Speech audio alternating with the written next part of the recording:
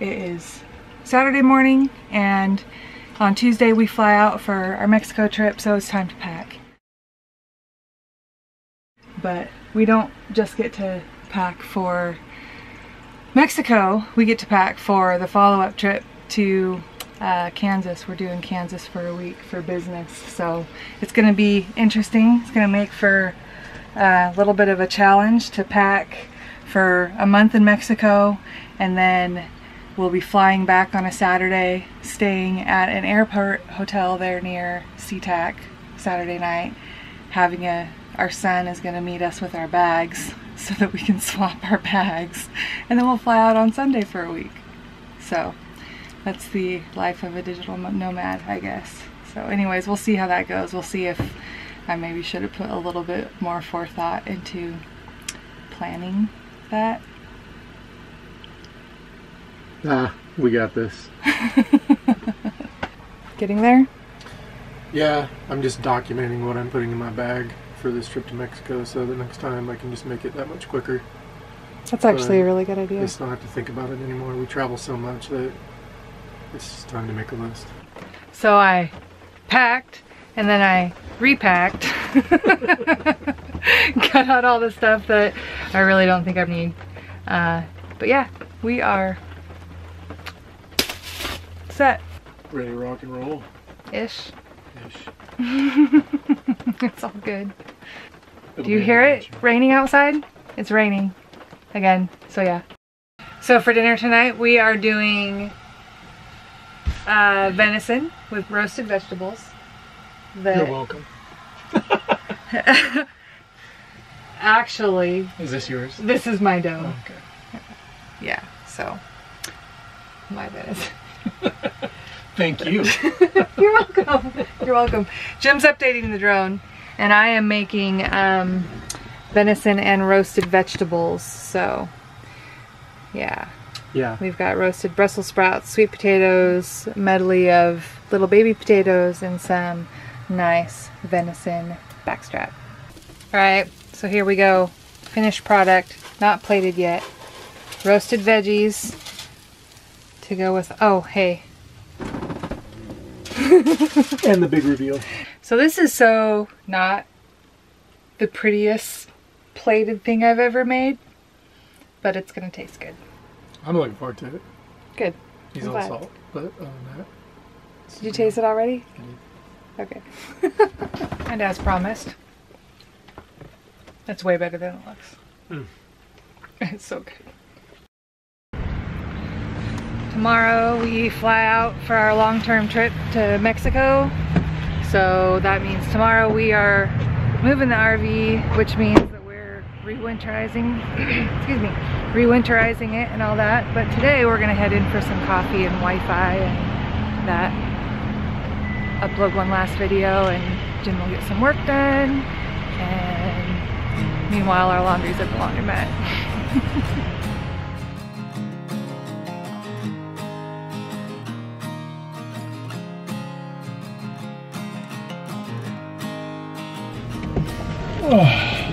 Buckled up and ready to head down the road. Oh, time to go winterize and Catch an airplane. catch an airplane.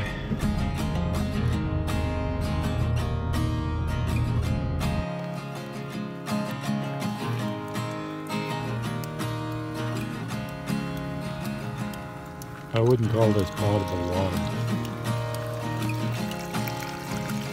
It's raining. Yeah. I'm wearing my umbrella. That's a good umbrella. Yeah.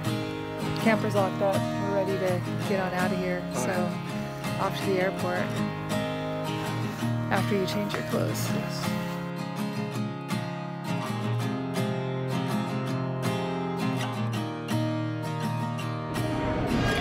Here we are at SeaTac. 3 hours early for our flight. A little bit earlier than we needed to be. When you get rides to the airport. I didn't want to, yeah, our flight doesn't leave till 11. I didn't want Dad to have to be here super late, but we thought we'd try and find a quiet little corner of SeaTac to share with you a little bit about our global entry application and experience with global entry is awesome. It took us like 5 minutes to get through security. And a CPAC, that's saying a lot, so. And you don't have to take your shoes off. Usually. The application process was super easy, and we might tell you a little bit more about it later when it's not so noisy. So, but definitely worth the $100 for 5 years of short lines, especially if you fly in and out of an airport like SeaTac. And international. And international. There's a customs bonus to it too, so. Yeah. But for now, we're just counting down our hours until Mexico. Looking forward to it. Gotta love the red eye. This is literally red eye. Like for real. this is yeah. Oh. But the restaurants are almost open, and they're serving cappuccinos. First world problem. Welcome to halfway to Mexico. Yeah. Oh, goodness. 2-hour nap. But we thought we'd just run over a bit of the process and what it was like getting the global entry passes. And so Jim's been on me about doing that for a couple of years now, and I'd say it's definitely worth it. So we looked into it, and the global entry includes TSA Precheck. You can do TSA Precheck for $85, or you can do global entry for $100. The application consists of filling out your contact information. You have to give all of your address history and all of your work history for the past 7 years. When you fill out the application, you also submit your $100 payment, and then you wait for about 2 weeks. I think it took about a week or two. To get the conditional approval. So then once you get your conditional approval, you can schedule your interview. And we had started the application process while we were in Montana, but then by the time conditional approval came through, there weren't any spots available, interview openings available in Montana before we moved to Washington. Yeah, there's only one tiny little spot where you can go way up north. We were coming to Washington State anyways, so looked at Seattle, SeaTac, and they had actually a lot of really good openings. So I was a little bit worried about doing an address change in the middle of our application. Yeah. We changed a residence in the middle of our application, but that didn't matter. No, they were super cool about it. Yeah. So we got straight into SeaTac, and we were both a little bit nervous. I thought it was going to be kind of like an interrogation kind of thing. No, but super chill. No, the guy was really cool. Yeah, it was definitely super chill. And they let us both go in at the same time. And what it took, just five or 10 minutes. Yeah. Maybe 15 minutes. I was going to say about 15 minutes between the two of us. Getting it all printed out and all that kind of stuff. And send us the card. Yeah, and you pretty much get your number. I think we knew within 24 hours if we were approved or not. And you get a number right away. And you had a trip the next day. 2 days later, yeah. And he was able to do TSA Precheck. So you're supposed to put your pre-check number in at least 72 hours, they say, before a flight. But didn't it just pop on your ticket? Yeah, it popped up on my ticket. Yeah, and then it definitely makes airport check-in much easier, much smoother, much faster.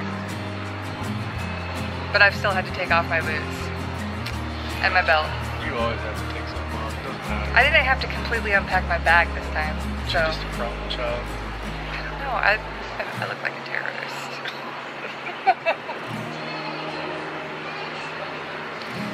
Yeah, so that's about it. Definitely worth it. $100 for 5 years of short lines. Yeah, if you're gonna fly more than 2 or 3 times a year, it's definitely worth it. Yeah. For sure. Next stop, Cancun.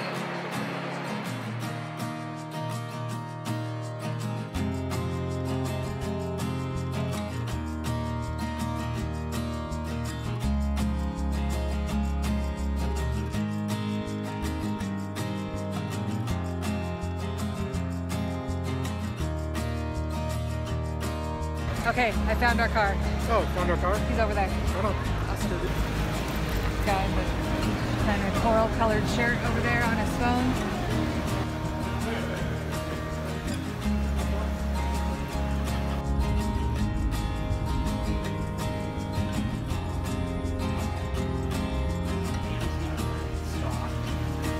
So we just got here and checked into our room and came down to get something to eat, but the restaurant is now on break for a minute, for a little over an hour. So we are sipping down more drinks and checking out the menu. I was trying to be responsible. Eat before I drink, but yeah, that would probably be a good idea. Thanks for watching this video. I hope you found it helpful in spite of the audio issues. We promise we are working on that. We're new to vlogging, and so we're working out still all the video equipment and how that's best going to work for our style, and sorting out just the audio issues and how best to make all this stuff work. But yeah, give us a like if you found it helpful. If you're interested in following along on our transition to the digital nomad journey, subscribe. We'd love to have you along. Coming up, we're going to be sharing more about our stay in Cancun. That resort was not at all what we had expected. And then after that, we're moving down here to Chetumal. It's where we're at right now, and we're working during the week, and then on the weekends we are. There's a school across the street. We're working during the week, and then during the weekends we are out exploring, and so we're gonna take you guys along to some ruins that we're checking out, and a visit to the Bacalar Lagoon. And then just this last weekend we spent down in Belize visiting friends and some of our favorite spots down there, learning how to make Belizean coconut rice and beans, my favorite. And yeah, we'd love to have you along for the ride.